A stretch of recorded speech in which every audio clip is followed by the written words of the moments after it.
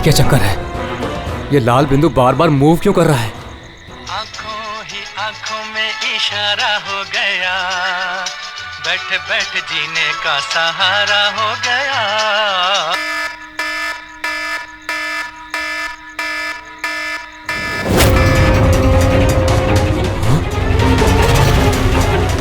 ये लाल बिंदु कहाँ गायब हो गया?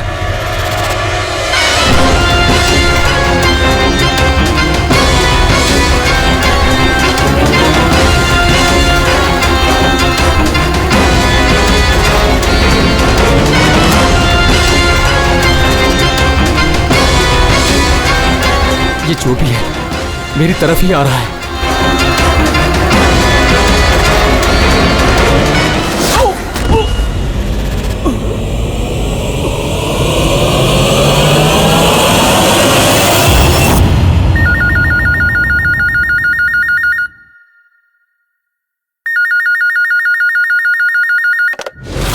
Hello, CID bureau. मैडम, मेरे दोस्त की मदद कीजिए, उसकी जान खतरे में है। जान खतरे में है? क्या हुआ आपके दोस्त को? मैडम, शशांक कल रात से गायब है, उसका कुछ भी अता पता नहीं है। आपने मिसिंग कंप्लेंट लिखवाई? उससे कुछ नहीं होने वाला है मैडम, उसका कोई फायदा नहीं। मुझे पता है उसको कुछ हो गया है। कल रात को वो मुंबई के किसी सुंदर नगर इलाके में फॉक्स हंटिंग के लिए गया था। क्या मुंबई में लोमड़ियों का शिकार? हे सुनो सुनो, अगर तुम सीआईडी के साथ मजाक करने की कोशिश कर रहे हो तो तुम्हारे लिए बहुत भारी पड़ेगा। 2 मिनट लगेगा तुम्हारा लोकेशन ट्रैक करने में और गिरफ्तार करने में। मैं सच में मजाक नहीं कर रहा हूँ सर, सचमुच में उसकी जान को खतरा है। आप प्लीज जाइए, उसको ढूंढिए। नाम पूछिए उसका। आप बोल कौन रहे हैं? सर, मेरा नाम राजीव कुमार है। राजीव, ये फॉक्स हंटिंग ये क्या है? सर, मैं आपको वो सब डिटेल में बताऊंगा, पर इससे पहले कुछ हो ना जाए। आप प्लीज सुंदरनगर जाइए, उसको ढूंढिए। राजीव सुनो, राजीव, हेलो।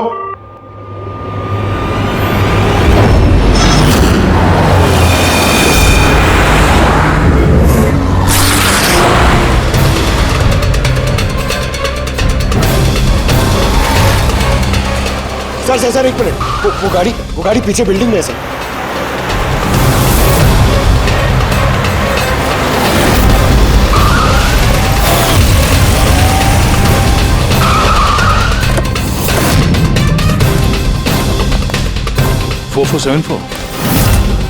तो शशांक की गाड़ी का नंबर तो यही है। अगर ये शशांक की गाड़ी है तो फिर शशांक भी यहीं पर होना चाहिए।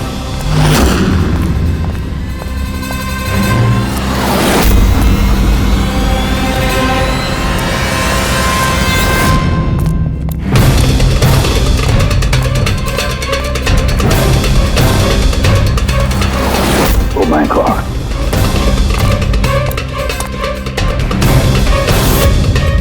He's dead, sir. तो राजू का डर सही निकला। उसे पता था कि शशांक की जान को खतरा है। इसका मतलब राजू जानता होगा कि कौन शशांक की जान के पीछे पड़ा है। तो राजू को फोन करो।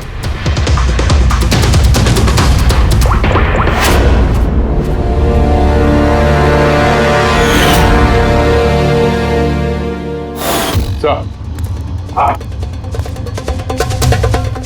2 गोलियों के शेल, .38 कैलिबर।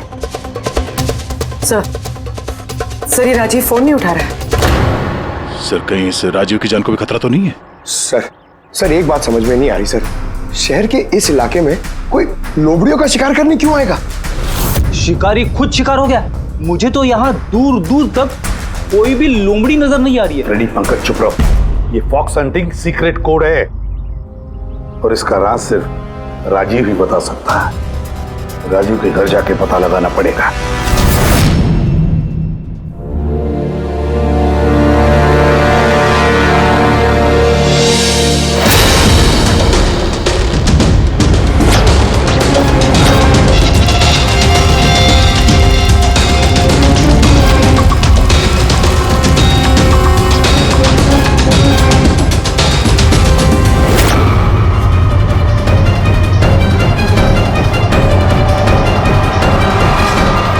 He's dead.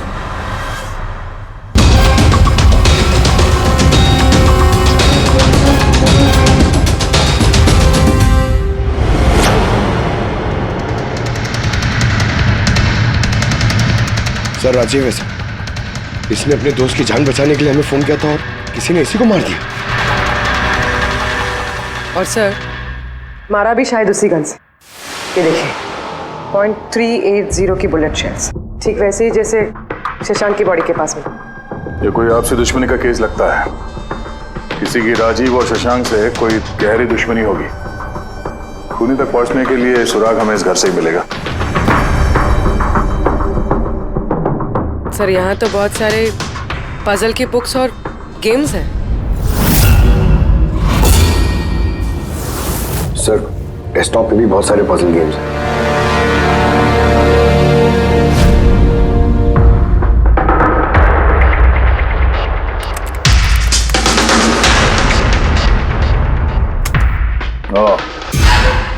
लगता है इस राजीव को पहेलियां सुलझाने का बहुत शौक था।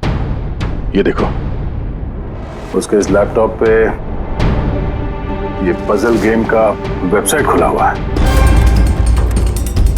लेकिन सर इस पजल वाली वेबसाइट में है क्या? पूर्वी, लगता है ये वेबसाइट एक ग्रुप की तरह है। ये पजल प्रेमियों का ग्रुप।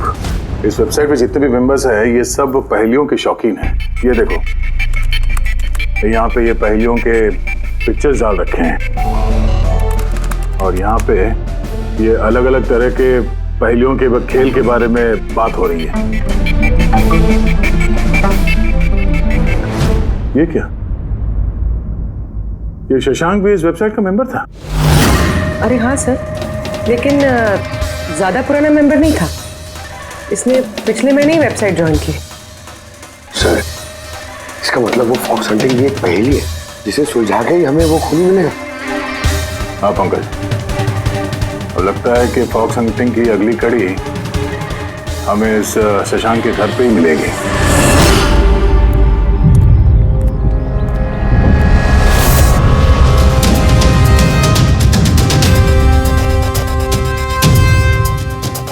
ताला लगा हुआ है दरवाजे पे। लगता है शशांक यहाँ अकेला ही रहता है। कमाल है, आज तो शशांक के यहाँ बहुत मेहमान आ रहे हैं। नमस्ते जी। कौन? विकास तुम हो क्या? मैं वो नहीं हूँ जो आप समझ रहे हैं। मैं इंस्पेक्टर दया, सीआईडी से। सीआईडी वाले दया? अरे तुम्हारा तो बहुत नाम सुना है, बहुत कहानियां सुनी है तुम्हारी। शाबाश, ऐसे ही देश का नाम रोशन करते रहो। Thank you. हम लोग यहाँ शशांक जी से मिलने आए थे। शशांक? हाँ। क्या हुआ शशांक? नहीं, कुछ हुआ नहीं उसे। कोई और भी आया था शशांक के घर पे? हाँ, 20-25 मिनट पहले कोई आया तो था।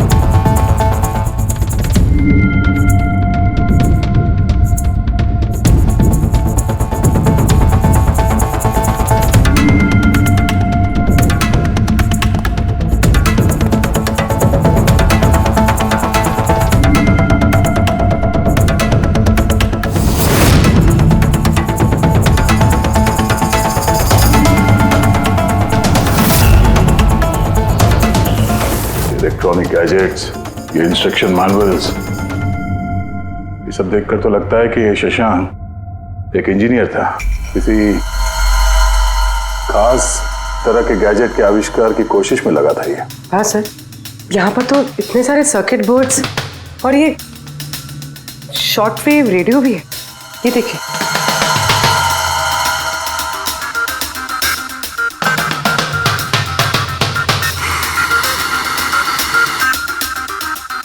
इस जगह पे सामान सब जिस तरह से बिखरा हुआ है, ऐसा लगता है कि यहाँ हमसे पहले कोई आया था इस कमरे की तलाशी के लिए।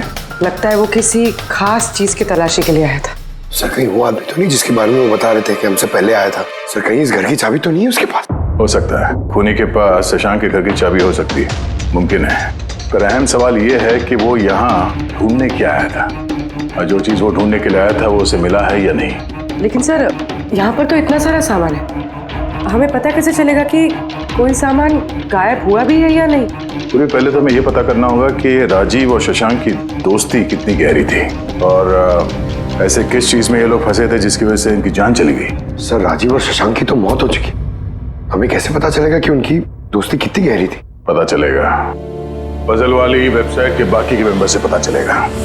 तो मतलब कभी तुम रोनी, आशीष और प्रकाश शशांक और राजीव के साथ वेबसाइट पर रेगुलरली बातें करते थे? जी एसपी सर। क्या तुम लोगों को किसी पे शक है कि उसने इन दोनों का खून किया? मालूम नहीं सर। अच्छा ये तो मालूम होगा, ये फॉक्स हंटिंग क्या है? सर आपको फॉक्स हंटिंग के बारे में कैसे पता? जाहिर सी बात है ये लोमड़ी का शिकार तो हो नहीं सकता। असली बात क्या है ये बताओ। सर मतलब समझाना इतना आसान नहीं है, ये एक लंबी कहानी है। शुरू करो कहानी। सर कुछ 1 महीने पहले ही शशांक हमारी वेबसाइट का मेंबर बना था, पर उसे हमारी तरफ पहेलियों का शौक नहीं था। तो फिर? सर दरअसल उसे अलग अलग तरह के गैजेट्स का शौक था और वो ये दावा करता था कि हमारे सामने एक ऐसी पहेली रखेगा जिसे हम कभी सुलझा नहीं पाएंगे। अच्छा तो क्या थी वो पहेली? सर उसने खुद का एक शॉर्ट वेव रेडियो बनाया था और अलग अलग तरह के स्टेशंस को चेक करते करते वो एक खास तरह के स्टेशन पर पहुंचा, जिस स्टेशन का नाम था नंबर स्टेशन। Number station? ये इसका नाम तो कभी सुना नहीं। अच्छा इस पे नए गाने आते हैं कि पुराने गाने आते हैं? अजीब बात तो यही थी सर, उस स्टेशन पर कोई गाने आते ही नहीं थे, सिर्फ और सिर्फ नंबर आते थे सर। ये कैसा रेडियो स्टेशन है जहाँ पे सिर्फ नंबर्स आते हैं? सर नंबर भी हर वक्त नहीं आया करते थे, उनके आने का भी खास दिन और खास वक्त हुआ करता था। सर लगता है इन नंबर्स के बहाने कोई किसी को खास मैसेज दे रहा है, सीक्रेट मैसेज। शशांक ने उनके कई ब्रॉडकास्ट सीजन रिकॉर्ड किए थे और हम लोगों से कहा था कि हम उन नंबरों के तोड़ निकालें ताकि पता चल सके क्या गुप्त संदेश भेजे जा रहे हैं। तो क्या तोड़ निकाला इन नंबर्स का? नहीं सर, उनका तो सर हम तोड़ नहीं निकाल पाए, मगर राजीव ने कुछ दिन पहले बताया था कि उसे इस वेबसाइट के नंबर्स का राज पता चल गया है। तो क्या राज था उन नंबर्स का? सर वो तो राजीव ने कभी हमें बताया नहीं सर। हाँ पर बाद में राजीव और शशांक इस बारे में अकेले में बात करने लगे थे सर। देखो हम फॉक्स हंटिंग की बात कर रहे थे, वो बताओ। फॉक्स हंटिंग ट्रांसमीटर हंटिंग का ही दूसरा नाम है। Transmitter hunting? जब कोई एक खास तकनीक से रेडियो ट्रांसमीटर के लोकेशन को ट्रैक करने की कोशिश करता है तो उसे हमारी भाषा में फॉक्स हंटिंग बोलते हैं। मतलब शशांक जरूर इस नंबर स्टेशन की लोकेशन ढूंढने की कोशिश कर रहा होगा। और कोई तो था जो नहीं चाहता था कि शशांक वो रेडियो स्टेशन पहुंचे, इसलिए उसने उसे मार दिया। आशीष इन नंबर्स की रिकॉर्डिंग चाहिए हमें, सारी की सारी। तो ये है हमारी सीआईडी टीम, ये इंस्पेक्टर अभिजीत, इंस्पेक्टर सर देश के सबसे जाबाज ऑफिसर्स को कौन नहीं जानता है? ये लोकेश है, लिंग्विस्टिक्स और मैथमेटिक्स का एक्सपर्ट। भाषा और संख्याओं का इतना ज्ञान है इनके पास जो शायद ही और किसी के पास हो। तो लोकेश जी क्या लगता है आपको, ये मोबाइल और इंटरनेट के जमाने में कोई नंबर स्टेशन का इस्तेमाल क्यों करेगा संदेश भेजने के लिए? अभिजीत ये नंबर स्टेशन का इस्तेमाल बहुत पुराना है। इनफैक्ट सेकेंड वर्ल्ड वॉर में भी कई देश की सेनाएं ये तकनीक यूज करती थी अपने उन एजेंट्स तक पहुंचने के लिए जो दूसरे देशों में थे। हाँ मानते हैं कि इस वक्त मोबाइल इंटरनेट का जमाना है, पर मोबाइल इंटरनेट से दिए गए मैसेजेस बहुत आसानी से ट्रेस हो सकते हैं। एग्जैक्टली, इसीलिए तो ये वही तरीका इस्तेमाल कर रहे हैं सेकेंड वर्ल्ड वॉर वाला। अब लोकेश पता ये लगाना है कि इन संख्याओं के पीछे असली मैसेज क्या है। Sure sir. वैसे ये मैसेजेस कौन सी रेडियो फ्रीक्वेंसी पर आए थे? 3.22 नैनोहर्ट्ज।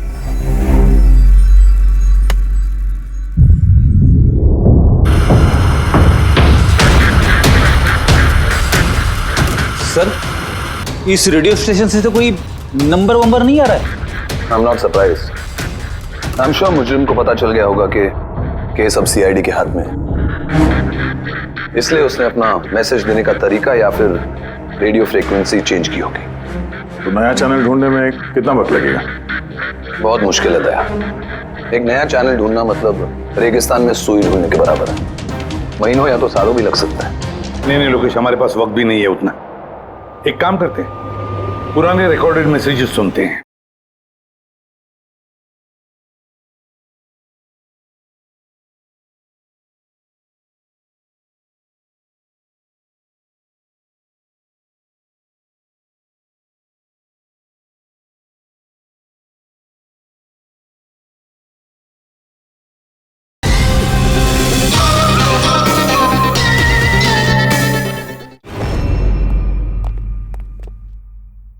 लोकेश जी, ये मैसेजेस हफ्ते में 4 बार भेजे जाते हैं, मंडे, ट्यूसडे, वेडनेसडे और थर्सडे को।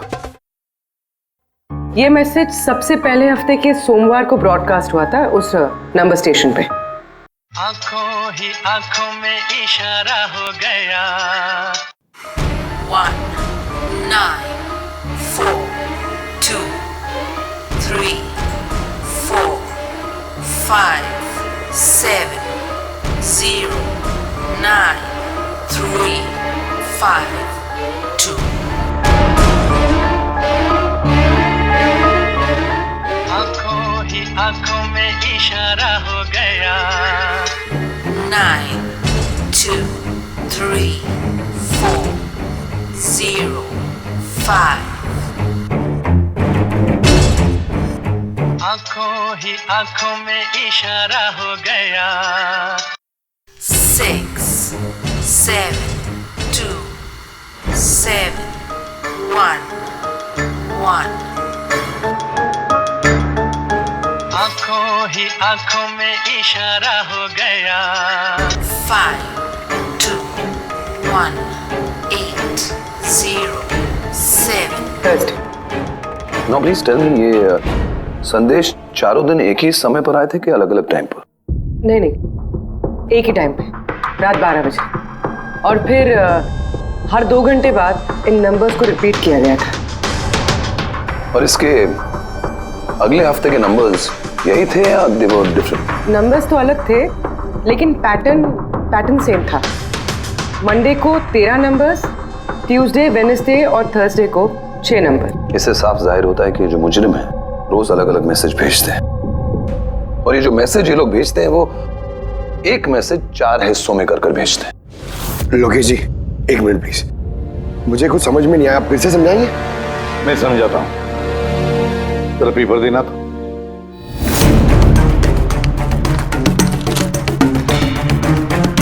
मान लो ये पूरा कागज एक मैसेज है, एक, इसके हम 4 हिस्से करेंगे। अब इस एक कागज के 4 टुकड़े हो गए, 4 हिस्से, मतलब एक मैसेज के 4 हिस्से हो गए, है ना? ये देखो,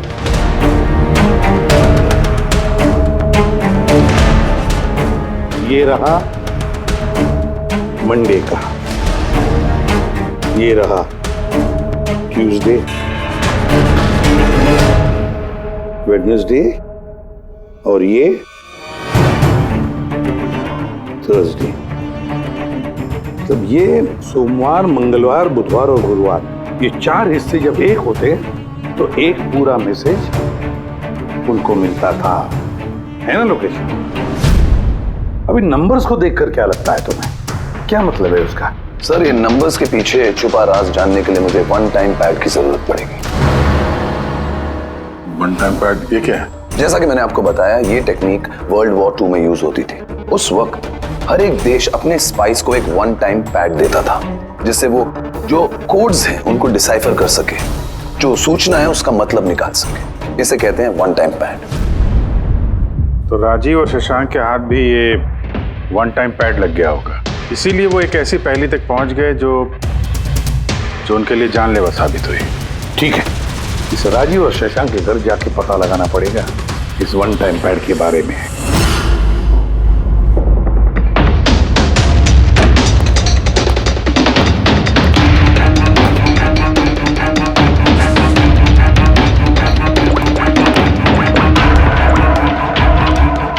हेलो अभिजीत सर, यहाँ पर तो कोई कागज नहीं है। आपको कोई कागज मिला? हम लोग शशांक के घर में ही हैं, देख रहे हैं। कौन शशांक? कौन है यहाँ? आप आइए, पहचाना?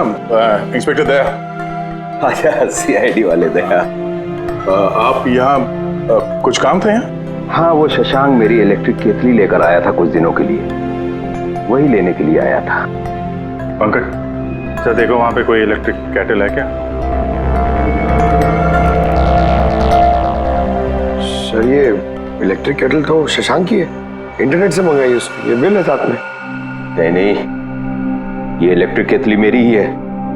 लगता है आपको कोई गलतफहमी हो रही है। ये कैटल तो शशांक नहीं खरीदा था। नहीं दया, मुझे कोई गलतफहमी नहीं हो रही है। तुम्हारा ये ऑफिसर या तो झूठ बोल रहा है और या मेरी तरह अंधा हो चुका है। अरे बदतमीजी क्यों कर रहे हैं? मुझे दिखाई देता है और मैं झूठ नहीं बोलता हूँ। यहाँ पे बिल्स हैं, ये इलेक्ट्रिक केटल, इलेक्ट्रिक कंपोनेंट्स, ये सर्किट बोर्ड और ये किताबों का बिल। क्या कहा? शशांक ने किताबें खरीदी? एक और झूठ। अरे नो झूठ, ये मेरे हाथ में बिल्स हैं। शशांक किताबें खरीद ही नहीं सकता। एक मिनट, आप ये ऐसा क्यों कह रहे हैं? क्योंकि उसे डिसलेक्सिया है। डिसलेक्सिया? हाँ, डिसलेक्सिया। इस बीमारी से पीड़ित लोगों को पढ़ना ही अच्छा नहीं लगता। किताबें खरीदना तो बहुत दूर की बात है।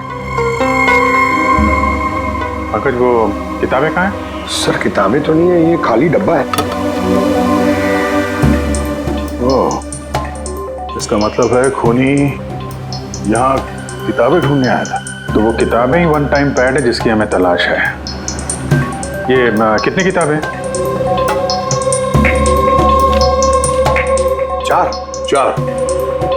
चार हफ्ते के लिए 4 किताबें। कौन कौन सी बुक्स हैं?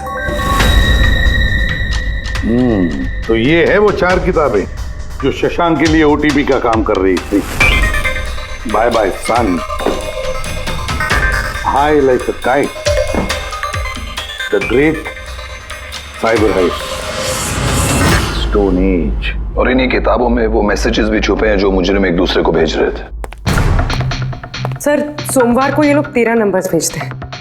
यानी इन 13 नंबर्स का मतलब इन किताबों से मालूम पड़ेगा? मालूम पड़ेगा नहीं पूर्वी, मालूम पड़ गया समझ लो। देखो, जैसे इंसानों की उंगलियों के निशान, फिंगरप्रिंट्स एक जैसे नहीं होते, किसी के भी एक जैसे नहीं होते, वैसे ही हर किताब का अपना एक ISB नंबर होता है, इंटरनेशनल स्टैंडर्ड बुक नंबर। वो 2 किताबों का एक जैसा हो ही नहीं सकता। और ISB नंबर 13 डिजिट का होता है।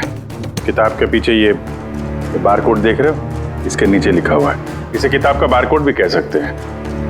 वैसे ये नंबर दूसरे तीसरे पेज पे भी लिखा रहता है, ISB नंबर। सर, मतलब इन ISB नंबर्स को इंटरनेट पे सर्च करके मुजरिम को सबसे पहले ये पता लगता है कि किताब कौन सी खरीदनी है। एग्जैक्टली। और फिर उस किताब के ISB नंबर से वो लोग अपना सीक्रेट मैसेज ढूंढ लेते हैं। तो जो पहले सोमवार को ISBN नंबर भेजा गया था सर, वो है ये 19423457093552। पूरी जरा चेक करो, इन चारों किताबों में से ये ISBN नंबर किसका है?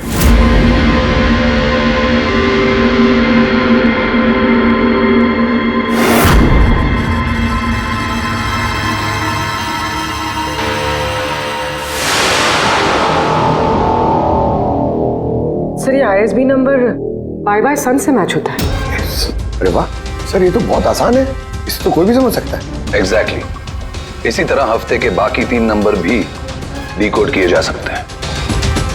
मतलब मंडे के दिन का तो उनको सीक्रेट मैसेज का पता चली गया, लेकिन बाकी 3 दिनों में किताब के पेज नंबर से, लाइन नंबर से और वर्ड नंबर से उन्हें मैसेज पता चल जाता है। सर, ये ट्यूसडे को आया message 923405, 92 page number 34 line 05 word, मतलब 92 नंबर पेज पे 34 लाइन 5वां वर्ड। ठीक उसी तरह से हर हफ्ते एक नई किताब और एक नया संदेश।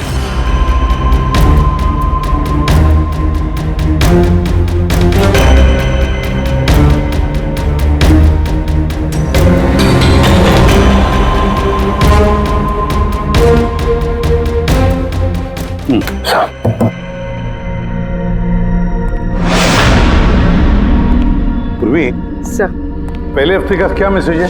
सर, इस बाय सन किताब से जो पहले हफ्ते का मैसेज है वो है kidnap money bags junior. Kidnap money bag. Sir, दूसरे हफ्ते आया था, ये किताब का नाम है द ग्रेट साइबर हाइस्ट। इसका मंगलवार को आया था सर, रैंसमवेयर। और वेडनेसडे को अटैक। और थर्सडे को आखिरी मैसेज आया था ट्रिंग ट्रिंग ट्रिंग ट्रिंग। और तीसरे हफ्ते की किताब है sir high like a kite. High like a kite. और इसका संदेश है कंसाइनमेंट। कंसाइनमेंट। जी सर। बीच। बीच। साउथ। साउथ। बीच। सर ये जो चौथी किताब है इस हफ्ते की किताब, द स्टोन एज, इसका मैसेज जो है ट्यूसडे के लिए black forest. Black forest. Wednesday का है गोज। बस इतना ही है सर, इट्स इनकम्प्लीट। आज गुरुवार है सर, ये अधूरा संदेश आज रात पूरा किया जाएगा। हाँ अभिजीत, अब तक जितना भी मैसेज आया हमारे पास अच्छी तरह से स्टडी करके देखना पड़ेगा ये क्या खिचड़ी पक रही है। सर ये पहला message, kidnap money bag junior. ऐसा लगता है ये मैसेज अजिंक्य जी के लिए। अजिंक्य के लिए ही है दया, क्योंकि अजिंक्य सबसे बड़ा फाइनेंसर है फिल्मों का और उसका निकनेम भी मनी बैग है। किडनैप मनी बैग जूनियर, शायद कोई अजिंक्य के बेटे को किडनैप करना चाहता है। जूनियर? हाँ हो सकता है, बिल्कुल हो सकता है अभिजीत। फिर अगला मैसेज है रैंसमवेयर अटैक ट्रिंग ट्रिंग। यार ये ट्रिंग ट्रिंग तो हमारी देश की सबसे बड़ी टेलीकॉम कंपनी है। कहीं ऐसा तो नहीं ये गैंग इस कंपनी पर रैंसमवेयर अटैक करने वाली है? सर ये रैंसमवेयर अटैक मतलब? अरे यार कोई ट्रिंग ट्रिंग कंपनी के डेटा और सर्वर को हैक करना चाहता है और हैक करने के बाद फ्री करवाने के लिए वो लोग ट्रिंग ट्रिंग कंपनी से रैंसम लेंगे। ओ तो इसे कहते हैं रैंसमवेयर अटैक। मगर सर ऐसे कोई न्यूज़ तो आई नहीं है कि ट्रिंग ट्रिंग कंपनी पे ऐसा कोई साइबर अटैक हुआ हो। सर मेरे पास भी ये ट्रिंग का ही सिम कार्ड है, लेकिन कनेक्टिविटी का तो कोई इशू ही नहीं है। और सर तीसरा मैसेज है कंसाइनमेंट साउथ बीच। ऐसा लगता है कि साउथ बीच में कोई गैर कानूनी कंसाइनमेंट आ चुका है या फिर आने वाला है। Black forest gold. Abhijeet Daya, इस गैंग का असली गेम क्या है आज रात को 12 बजे से पहले पता लगाना पड़ेगा। और रात के 12 बजे जो नंबर ब्रॉडकास्ट होने वाला है उसे ब्रॉडकास्ट होने नहीं देना चाहिए। क्या काम करो, इस अजिंक्य के घर जाओ और पता लगाओ उसका बच्चा ठीक है क्या। अभिजीत ट्रिंग ट्रिंग कंपनी में जाकर उन्हें अलर्ट करो, कहो कि उन पर शायद साइबर अटैक होने वाला है, रैंसम अटैक। और पंकज साउथ बीच जाओ और देखो कोई कंसाइनमेंट आया है क्या या फिर कोई कंसाइनमेंट आने वाला है क्या, पूरा पता लगाओ। सर मैं कहाँ जाऊँ सर? हम कहीं नहीं जाएंगे, हम तीनों यहीं पर रुकेंगे ये पता लगाने के लिए कि इस गैंग को कैसे पता चला कि शशांक और राजीव ने उनके सारे मैसेजेस डिकोड कैसे किए।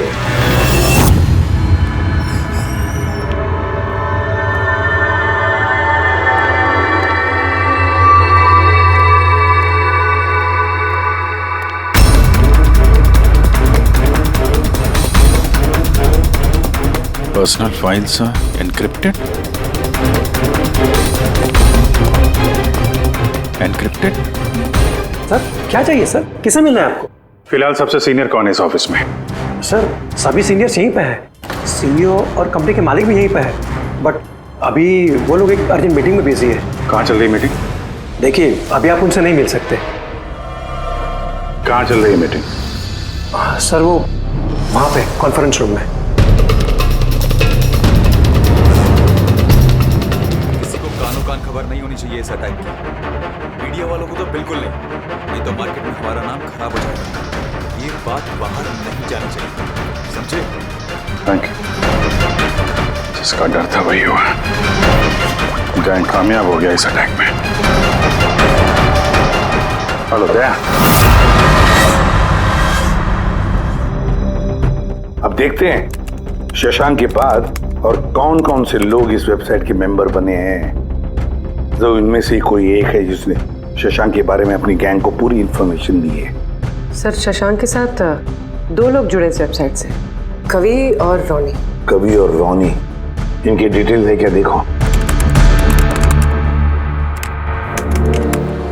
सर ये कवि थाने में रहता है और इसकी किताबों की एक दुकान है। कवि की किताबों की दुकान है? तो फिर उसके लिए ISB नंबर, मेरा मतलब है इंटरनेशनल स्टैंडर्ड बुक नंबर का इंतजाम करना तो बाएं हाथ का खेल है। और ये रॉनी, वो क्या करता है? सर रॉनी पुणे के कॉल सेंटर में काम करता है। जरूर इन दोनों में से कोई एक है जो शशांक और राजीव की मौत का जिम्मेदार है, और वही अपनी गैंग की नई रेडियो फ्रीक्वेंसी भी जानता होगा।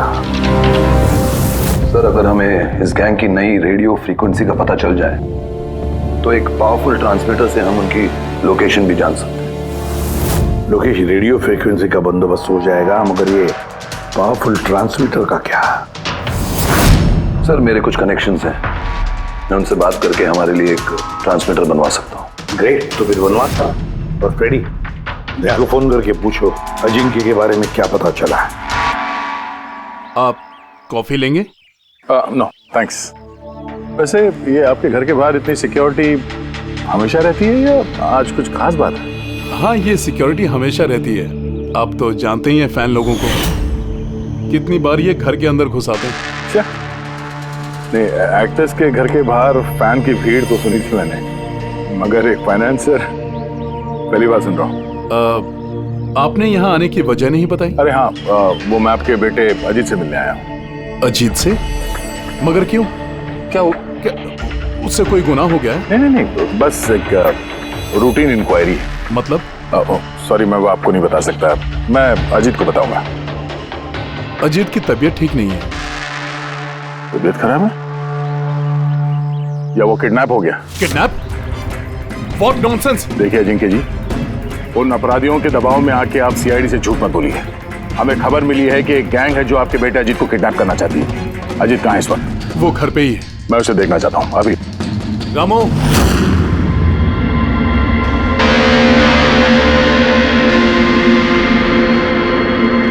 अब तो तसल्ली हो गई। मैंने आपसे कहा था ना, मेरा बेटा घर पर ही है, उसकी तबीयत ठीक नहीं है। जाओ बेटा, कमरे में जाके आराम करो। एक मिनट,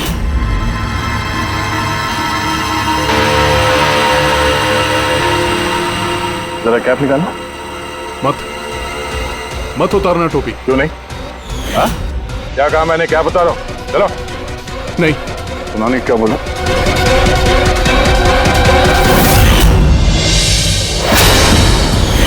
तो तुम्हारे कान को क्या हुआ? हाँ? क्या हुआ क्या ये?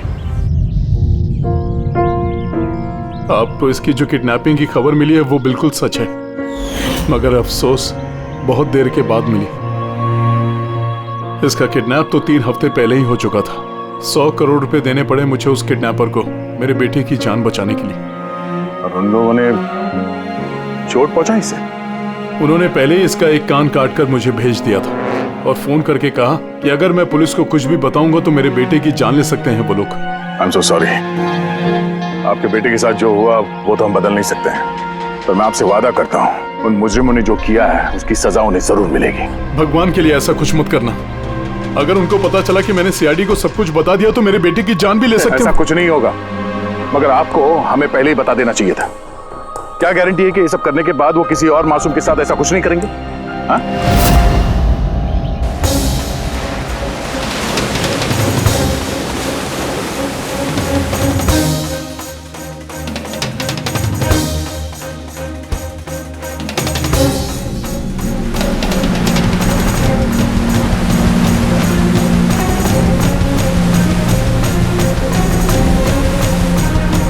अगर वो कंसाइनमेंट आ चुका है और डीलिंग हो चुकी, फिर तो कोई सुराग मिलना चाहिए यहाँ पर।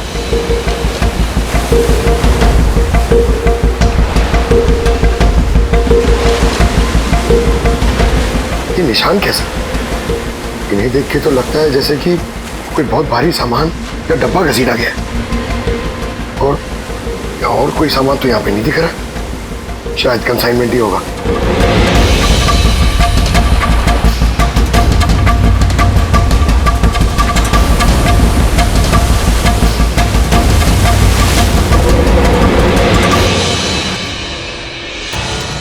आपके पास तो काफी अच्छा कलेक्शन है किताबों का मिस्टर कवि। आप लोग यहाँ मुझे बुला लिया होता, मैं ब्यूर आ जाता। हम लोग वीडियो चैट भी कर सकते थे फिर से। लगता है आपको हमारा यहाँ पर आना पसंद नहीं आया। जी नहीं, ऐसी बात नहीं है। क्या लेंगे आप लोग, चाय या ठंडा? चाय ठंडा तो बाद में ले लेंगे, फिलहाल तो हम लोग किताबें लेने आए हैं। मिलेगी? हाँ हाँ, क्यों नहीं। बोलिए कौन सी किताब चाहिए आपको? हमें 4 किताबें चाहिए। Bye bye son, the great cyber heist, high like a kite और स्टोन एज। क्या हुआ? किताबों का नाम सुन के नानी याद आ गई? अरे कोई अपने दुकान से इस तरह भागता है भला? मैडम वो लोग बहुत खतरनाक लोग हैं मैडम, वो मुझे मार देंगे। अगर सच नहीं बोलोगे तो फांसी पे चढ़ोगे। शशांक और राजीव के खून के जुर्म। नहीं, मैंने उनका खून नहीं किया, मुझे तो बस उन पर नजर रखने के लिए कहा गया था। किसने कहा था नजर रखने के लिए? कवि! कवि! हाँ, कवि! 6.21 नैनोहर्ट्ज। क्या? लेकिन कवि 6.21 नैनोहर्ट्ज। अब इससे पहले कि इस हफ्ते का आखिरी संदेश वो लोग भेजे और एक जुर्म करें, हमें इस गैंग को रोकना होगा। और सर, जितने भी जुर्म इस गैंग ने किए हैं, सब के सब वीकेंड में किए हैं। शुक्रवार, शनिवार, रविवार।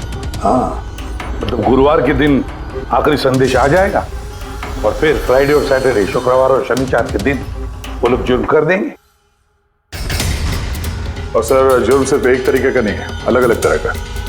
ये kidnapping, cyber extortion. Sir forensic lab से आ रहा हूँ। डॉक्टर सालुंके को रेत से कोकेन की ट्रेसेस मिले सर। माय गॉड, बीच में ड्रग स्मगलिंग चल रही। न जाने किन किन गुनाहों से जुड़ी हुई है ये गैंग। देश की सुरक्षा को ध्यान में रखते हुए हमें इस गैंग को जल्द से जल्द खत्म करना ही होगा।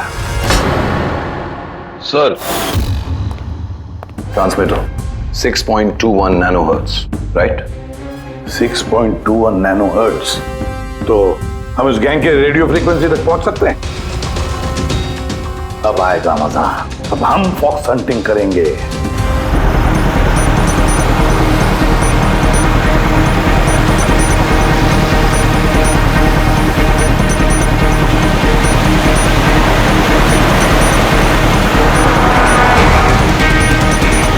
बस बस सर, यही सिग्नल दिखा रहा है सर। बस ये रेड डॉट मिल जाए। देखो रेड डॉट कहां पे है।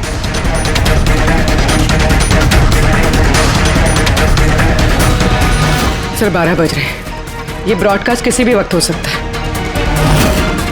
मैसेज मिस नहीं होना चाहिए। हाँ, किधर है? सर एक मिनट सर।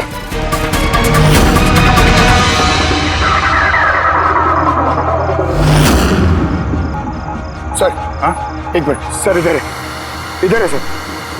आंखों ही आंखों में इशारा हो गया। 9 2 2 3 0 9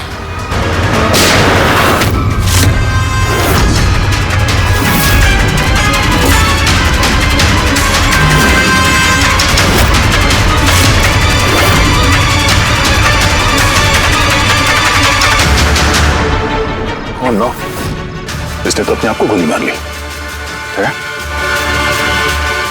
आई गैंग का लोगो। इस गैंग से तो हमारा सामना पहले भी हो चुका है। कौन है तुम्हारा बॉस और कौन कौन लोग शामिल है तुम्हारे धंधे में? इसका जवाब आप मेरे मुंह से कभी सुन नहीं पाओगे एसीपी साहब। इस गैंग में काम करने वाले अपने बॉस का नाम बताने के बजाय आत्महत्या करना ज्यादा पसंद करते हैं। ये तो गया, लेकिन अगला जुर्म होने से रोकना होगा। वो क्या नंबर है उसका देखो। मैसेज का क्या मतलब है? 92 number page 2309 23 number line. Kaboom. Kaboom? Kaboom क्या होता है सर? कबूम मतलब धमाका। धमाका मतलब कि कोई बम ब्लास्ट होने वाला है? पहले जो शब्द मिले थे हमें मैसेज से वो थे the stone age, black forest, ghost, और अब कबूम, ब्लैक फॉरेस्ट में धमाका है। इसके पहले कि और मासूम लोगों की जाने जाएं, पता लगाना होगा ये धमाका कब और कहां होने वाला है।